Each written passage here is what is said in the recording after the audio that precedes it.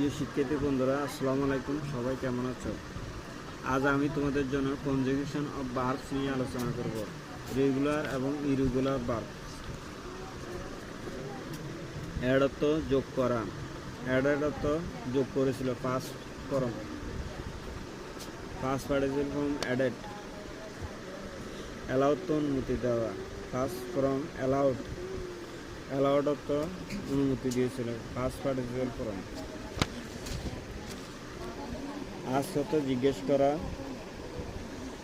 আজ সত্য জিজ্ঞেস করেছিল। Past participle form asked. Past participle form. বরত্ব দাঁড় করা।